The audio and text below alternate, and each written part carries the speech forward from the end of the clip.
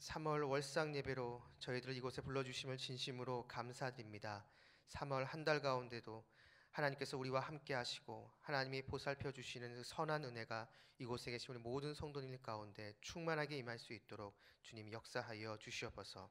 이제 권사회 찬양을 복되게 하시고 말씀 전하시는 담임 목사님 더욱 성령 충만케 하셔서 이 시간 선포된 우리의 말씀을 통해서 더욱더 하나님을 깊이 경험하고 체험하는 귀하고 복된 시간이 될 수 있도록 주님 선하게 인도하여 주시옵소서.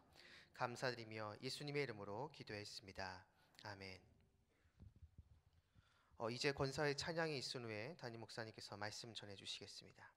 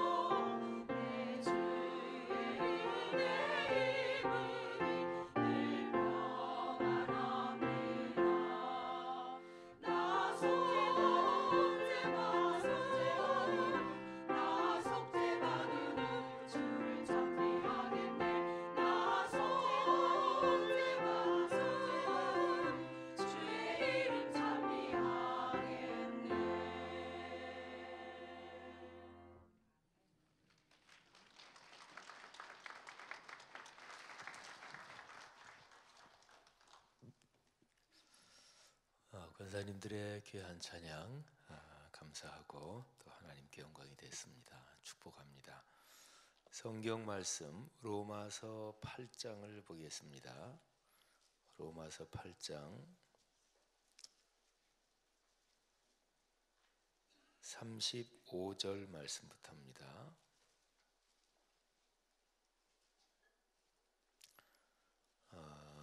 35절부터 8장 39절까지요. 로마서 8장 35절부터 39절까지.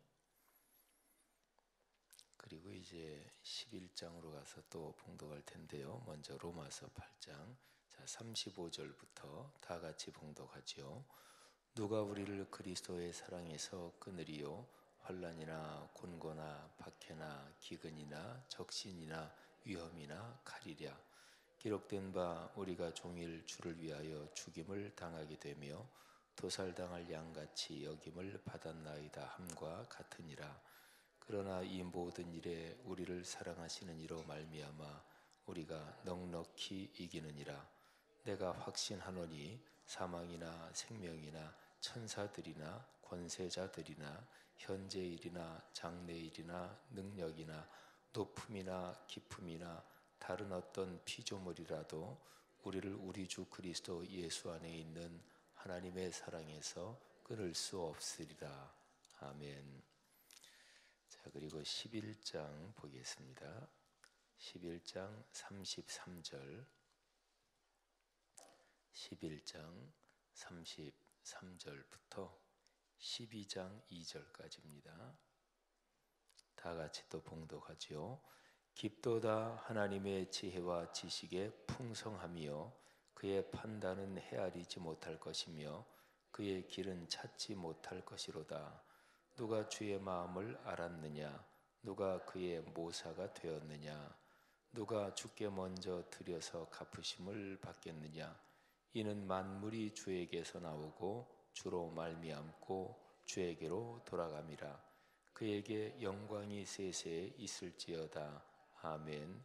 그러므로 형제들아 내가 하나님의 모든 자비하심으로 너희를 권하노니 너희 몸을 하나님이 기뻐하시는 거룩한 산 제물로 드리라. 이는 너희가 드릴 영적 예배니라.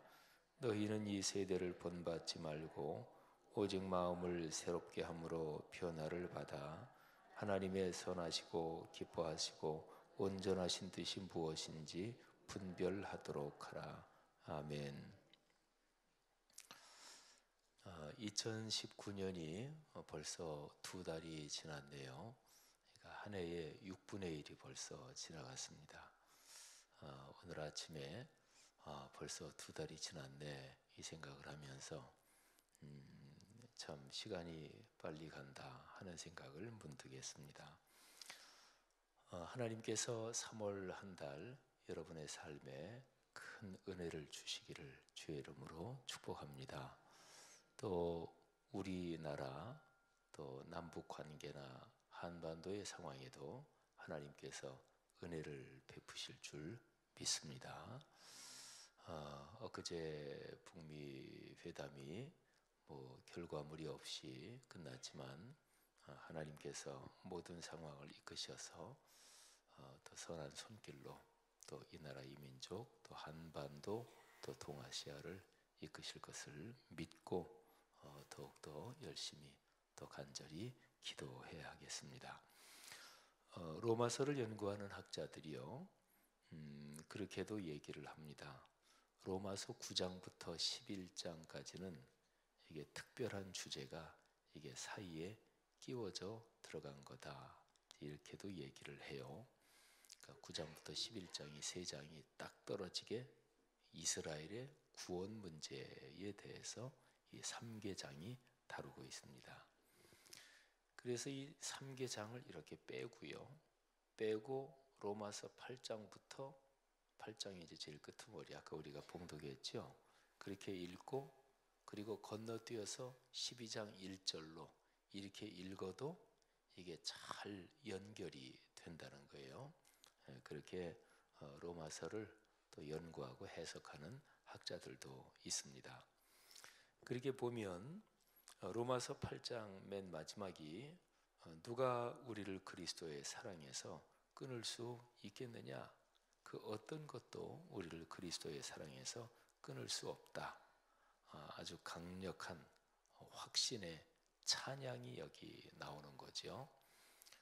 내가 확신하노니 사망이나 생명이나 천사들이나 권세자들이나 현재일이나 장래일이나 능력이나 높음이나 깊음이나 다른 어떤 피조물이라도 우리를 우리 주 그리스도 예수 안에 있는 하나님의 사랑에서 끊을 수 없습니다. 이렇게 감격하고 또 감사에 넘치는 강한 확신의 선포를 하고 그리고 나서 이제 12장 1절로 넘어가면 그러므로 형제들아 내가 하나님의 모든 자비하심으로 너희를 권한다. 영적 예배를 드려라. 이렇게 되는 거죠. 로마서는 구원에 대한 가르침을 66권 성경 전체에서 가장 체계적으로 그리고 차분하게 그렇게 가르치고 있는 말씀이에요. 근데 모든 구원에 대한 가르침이 8장까지 해서 이게 완결됩니다. 그러니까 사실은 9장부터 뒤쪽은 없어도 구원받는다. 또 구원받고 성령 안에서 걸어가는 삶이 어떤 것인가. 그게 이제 로마서 8장에서 이제 완결이 됩니다. 그러니까 구원받고 그 성령 안에서 성령의 생명의 법, 그 큰 축복 가운데 우리가 걸어가고 있는 것이다. 그리고서 이제 12장으로 넘어가서 그러므로 형제들아 영적 예배를 드려야 된다. 이렇게 문맥이 연결된다는 거죠. 그렇게 해도 뭐 참 이게 은혜롭고요. 그 다음에는 그냥 전체 순서대로 8장, 9장, 10장, 11장 그리고 이제 11장 끝나고 나서 12장이 이어지는 거잖아요. 근데 아까 우리가 11장 마지막 부분 봉독했죠. 거기에 보면 사도 바울이 하나님의 구원의 섭리에 대해서 얘기를 하면서 바울 자신이 깊이 감동하고 있습니다. 깊도다 하나님의 지혜와 지식의 풍성함이여 그의 판단은 헤아리지 못한다. 그 얘기는 찾지 못한다. 사람들 중에 그 어떤 사람도 하나님의 길, 하나님의 판단, 하나님의 길이 이러한 거야. 하나님의 판단이 이러한 거야.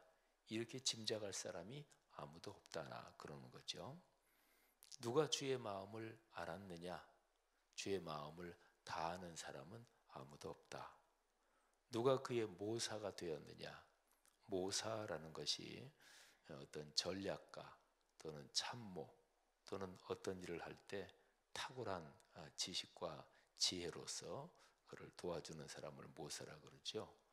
그러니까 사람들 중에 누가 하나님의 그런 전략가가 돼서 하나님을 도와드린 그런 사람이 있느냐? 아무도 없다. 누가 주께 먼저 드려서 갚으심을 받겠느냐? 그러니까 주님께 뭐를 받을 때 그거는 내가 먼저 주님께 해드렸으니까 주님이 주시는 거지. 그럴 사람 세상에 있느냐? 아무도 없다. 그런 거죠. 그러니까 신앙생활을 하면서 내가 주님께 이만큼 해드렸으니까 주님 저에게 복을 주시는 게 당연하지요. 이러면 로마서 11장 35절 말씀에 어긋나는 거죠. 그렇죠? 그러니까 이게 잘못된 교만입니다. 신앙의 공로주의죠. 공로주의는 신앙에서 가장 커다란 해악이고 가장 커다란 피해를 줍니다. 그러니까 교회 생활에서도 공로주의에 빠진 사람들이 반드시 문제를 일으킵니다. 그래서 교회에서 일을 많이 할수록 믿음이 깊어지지 않으면 자기에게 불행이고 교회에 불행입니다. 남보다 봉사를 더 많이 하니까 사람으로서는 자연스럽게 내가 남보다 더 봉사 많이 하지, 내가 남보다 더 많이 섬기지 이럴 거 아니겠어요? 남보다 어떤 방면에서 더 잘하는 사람들은 공로주의에 빠지기 쉽습니다. 객관적으로 비교해도 내가 남보다 더 나으니까, 그러니까 알게 모르게 내가 더 잘났어, 내가 더 잘해 이런 생각이 들 거 아니겠어요? 근데 그게 하나님과의 관계에서도 그런 생각이 들 수가 있는 거죠. 어쨌든요, 주님한테 먼저 누가 드려서 주님이 내가 너한테 신세 졌다, 어떻게 좀 해줄까 이럴 수 있는 사람이 세상에 있느냐? 아무도 없다. 왜냐하면 만물이 주에게서 나오고 그러니까 모든 것은 다 주님에게서 나오는 거다. 근데 사람이 내 거가 어디 있어요? 또 내가 이만큼 잘해서 됐다. 그게 어디 있겠어요? 따지고 보면 그거 주님께서 주신 거다. 주님에게서 나오는 거다. 주로 말미암고 또 결국에는 주님께로 돌아갈 거예요. 그러니까 우리가 영원히 가지고 있는 것은 아무것도 없는 거죠. 그러면서 맨 마지막에 그에게 주 하나님께 영광이 세세에 있을지어다. 아멘. 이렇게 감격하는 거죠. 그리고 나서 12장 1절로 넘어가서 그러므로 형제들아 영적 예배를 드려야 된다. 이렇게 말씀하고 있는 거죠.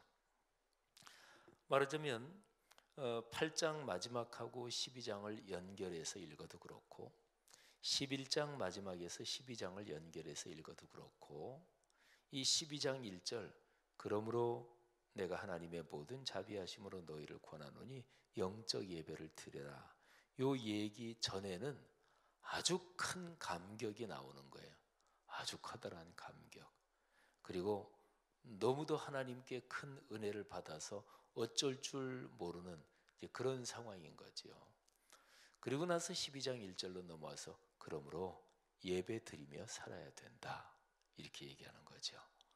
예배는 하나님께 영광을 돌리는 거예요. 그러니까 하나님께 모든 것이 하나님께로부터 왔다. 이거를 인정하고 또 그거를 감격하면서 모든 영광, 존귀, 찬송을 하나님께 돌리는 거예요.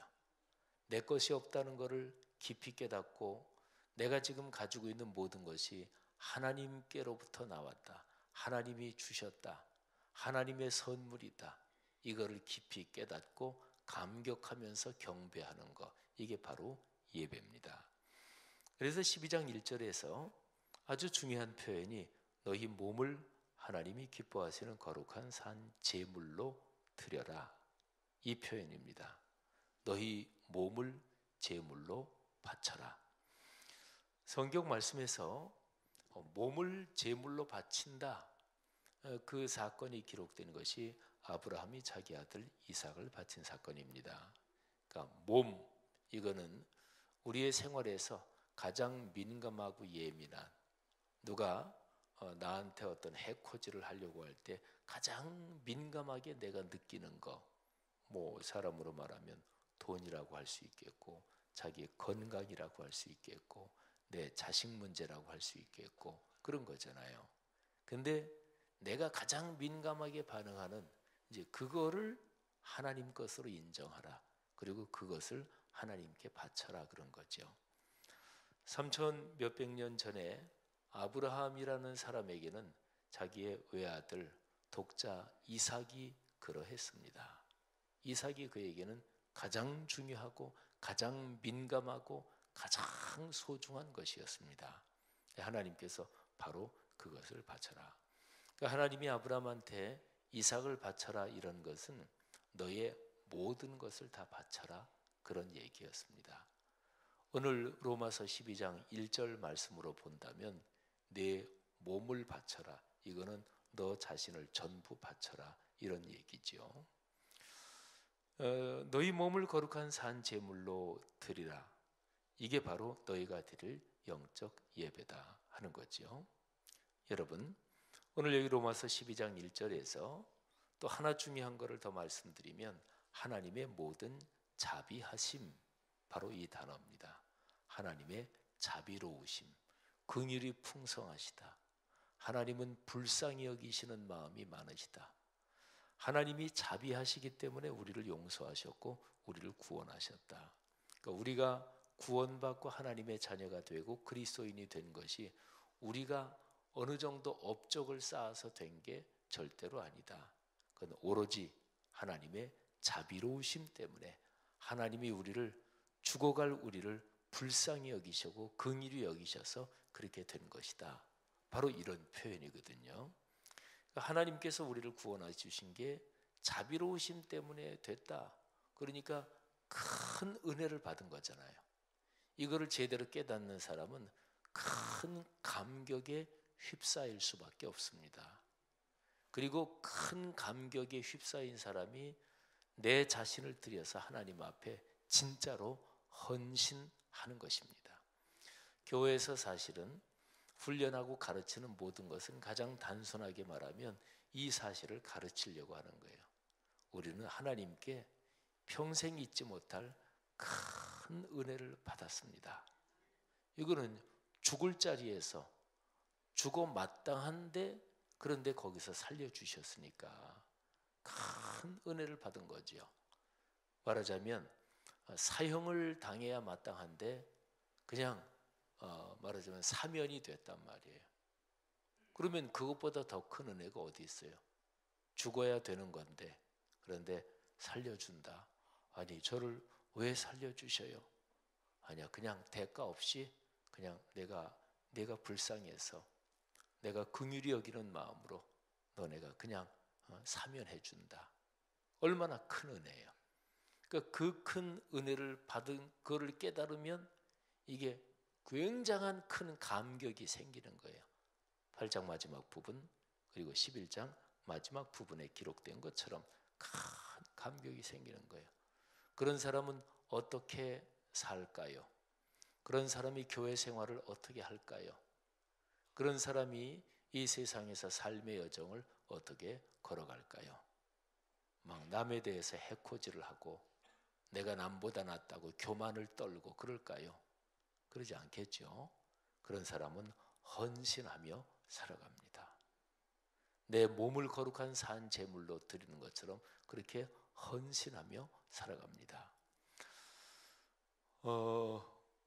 그 안중근 의사가 이제 사형 선고를 받잖아요. 근데 사형 선고를 받고 나서 1심에서 사형 선고를 받은 거죠.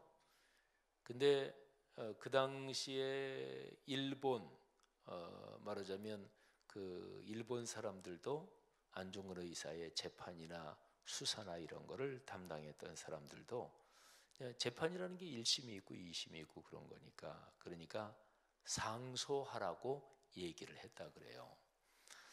근데 안중근 의사가 상소하지 않고 내가 내 나라의 독립을 위해서 우리 나라를 불법적으로 그렇게 압제하는 그런 일본 제국주의의 이토 히로부미를 나는 대한민국 독립군의 장군으로서 상대방을 처단한 거다. 내가 무슨 죄가 있냐? 내가 무슨 죄가 있어서 일본의 재판을 인정하고 그걸 상소하고 그러겠느냐? 나는 죄가 없다고 해서 상소를 안 했다는 거예요. 그래서 그 당시 재판을 담당한 사람들도 상소를 하시라고. 그러면 사형 언도 받았는데 그것보다는 이제 대개 또 감형이 되고 좀 낮아지고 그러니까 그러면 죽지 않잖아요. 근데 그러지 않고 나는 상소하지 않는다. 안중근 의사는 그렇게 해서 말하자면 사형을 당하신 거거든요. 근데 그 안중근 의사 그분 생각에는 이제 그런 거지요. 내가 대한국민, 대한민국 사람으로서 나는 마땅히 할 일을 다 했다. 그리고 내가 무슨 죄가 있는 게 아니다. 근데 그때에 안중근 의사의 그 갇혀있던 감옥에서 간수를 하던 일본 사람은 그랬다 그래요. 내가 평생 내가 사죄하는 마음으로 살겠다. 자기가 사형언도 내린 건 아니지만 근데 일본 사람으로서 이 안중근 의사의 그 인품이라 그러는데 감동받고 그래서 내가 평생 사죄하는 마음으로 살겠다. 우리 교회 이쪽에 전철 대각선 쪽으로 저 건너편에 일본인들 모이는 교회가 있어요. 거기 일본 목사님 그분이 한국에서 지금 30몇 년인가 목회하시고 일하시는 분이에요. 그분은 올해에도 3.1절에 일본 사람들하고 같이 저 제암리 또 일제가 학살한 그런 데 가서 사죄하고 참회하고 그러면서 한국 사람들의 마음이 이게 풀릴 때까지 우리는 사죄합니다. 요시다 목사님 참 대단한 분이죠. 여러분 그러니까 사람이 마음에 큰 감동을 받잖아요.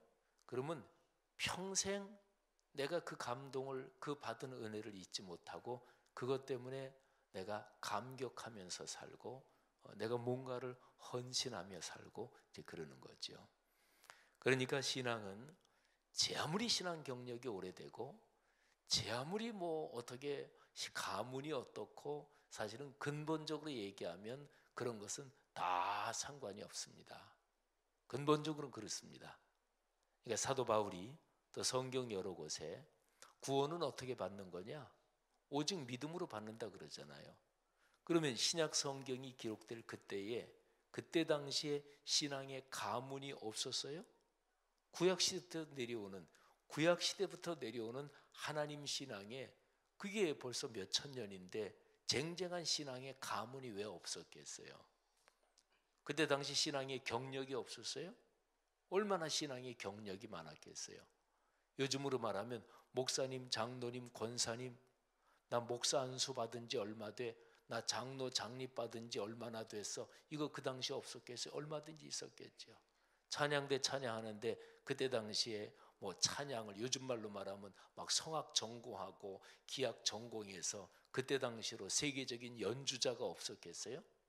근데 사도 바울이 구원을 받는다 그럴 때 어떻게 구원 받나요? 신앙의 경력이 이만큼 있어야 된다. 교회에서 이 정도는 헌신해야 된다. 그런 얘기 아무것도 안 하잖아요. 오직 믿음으로 구원받습니다. 그러니까 근본적으로 보면 아무런 것도 관련이 없는 거예요. 오로지 믿음으로 구원받는다. 그 얘기는 하나님의 은혜를 베푸셔서 구원받은 거다. 이거 하나를 얼마나 깊이 깨닫느냐. 사실은 신앙생활은 그것입니다. 사랑하시는 여러분, 오늘 여기 로마서 12장 1절 2절 말씀, 특별히 제가 1절을 중점적으로 설명을 드렸지요. 우리는 하나님께 은혜로 구원받은 것입니다. 그리고 하나님은 자비와 긍휼이 풍성하신 분입니다. 이거를 제대로 깨달으면 그 그리스도인의 삶은 교회 생활에서 참으로 감격해서 헌신할 수밖에 없는 거죠.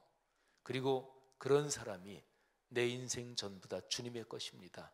그러면서 예배가 그렇게 소중해질 수가 없는 거죠. 예배의 심장 주일 예배, 예배의 기둥 수요 예배, 또 한 달에 한 번 월상 예배나 예배가 너무나 소중할 수밖에 없는 거예요. 그러나 나에게 그런 은혜를 베푸신 그 하나님을 높이고 그 하나님을 만나는 자리가 예배의 자리니까.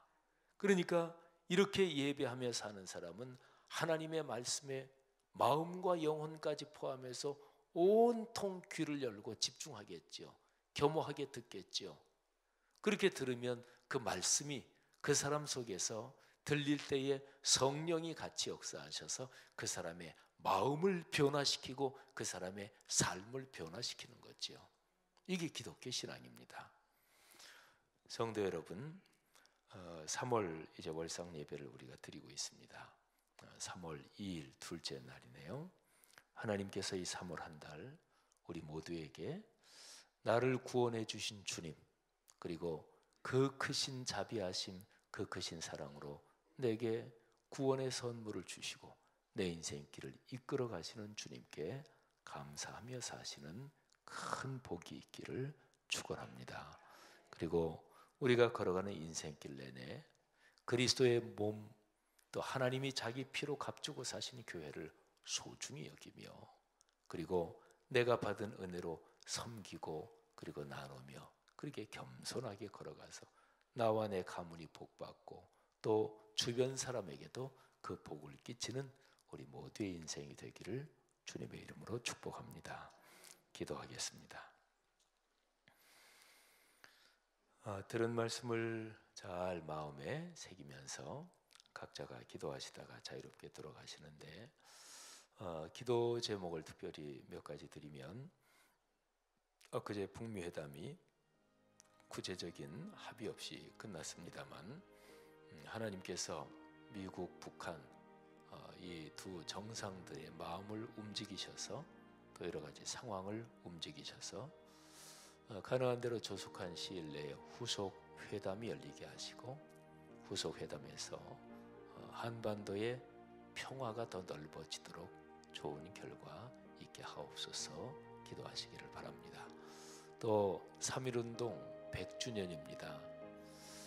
내일 우리 교회는 3.1운동 100주년 기념 예배로 주일 예배를 드리는데, 하나님께서 우리 민족, 우리나라 사랑하시고 또 앞으로 걸어가는 모든 길을 축복해 주옵소서. 경제가 회복되게 하시고 또 정치도 안정되게 하실 줄 믿습니다 하는 믿음을 가지고 기도하시고요. 그리고 여러분의 가정과 가문 또 하나님의 큰 복받게 해달라고 기도하시고, 또 내일이 3월 첫 주일인데 이제 올해 2019년 대신방이 이제 시작됩니다. 그리고 말씀삼 성경대학 또 2019년 1학기가 개강이 됩니다. 여러분이 또 성도 여러분들이 훈련받고 가정 신방 받을 때 하나님의 복이 임하게 도와 주옵소서. 질병으로 고통당하고 있는 여러분의 구역 식구 또 교구 식구 주변 성도들을 위해서 기도해 주시기를 바랍니다. 다 같이 통성으로 자유롭게 기도하시다가 돌아가시겠고, 그리고 안수기도 받으실 분은 나오시면 기도해 드리겠습니다. 다 함께 기도 올리겠습니다. 하나님 아버지 은혜를 진심으로 감사합니다. 하나님의 거룩한 사랑과 성령의 능력으로 우리를 축복하시고 하나님께서 다시 한번 말씀으로 우리를 권면하시니 감사합니다. 하나님 아버지 간절히 기도합니다. 이 나라와 이 민족 또 한반도 동아시아를 주님께서 긍휼히 여기시고 하나님의 거룩한 사랑으로 복을 더해 주옵소서. 아버지 하나님